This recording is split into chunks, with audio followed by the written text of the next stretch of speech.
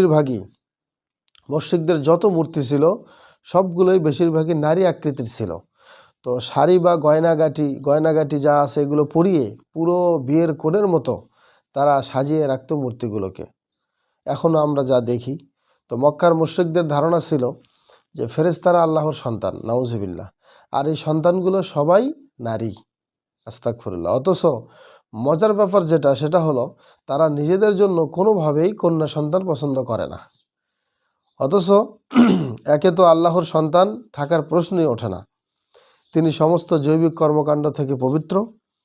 তো সেখানে তারা সন্তানের বোঝা চাপাচ্ছে, তাও আবার মেয়ে সন্তান।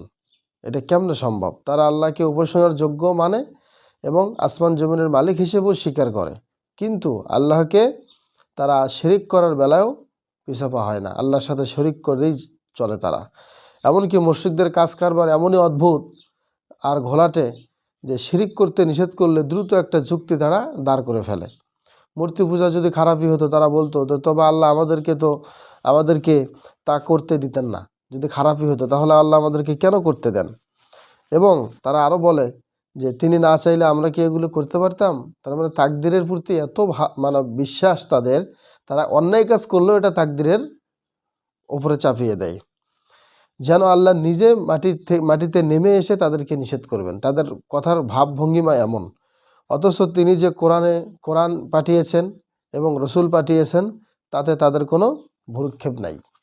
তো তখনকার যারা কুরাইশ ছিল এবং আরববাসীদের মধ্যে যারা ছিল তাদের মধ্যে একটা প্রচলিত এসব কিছু জাহেলিয়াত এবং কুসংস্কারের সয়লাভ ছিল, এবং এগুলোর তীব্র সমালোচনা করে আল্লাহ তাআলা সূরাটি নাজিল করেছেন। এবং তাদের এসব শয়তানি এমন নিখুঁতভাবে এখানে এই সূরাতে তুলে ধরা হয়েছে, যার মধ্যে ন্যূনতম বিবেকবোধ আছে সে মুশরিকদের এই অজ্ঞতা ও ধান্দাবাজি ধরতে পারবে।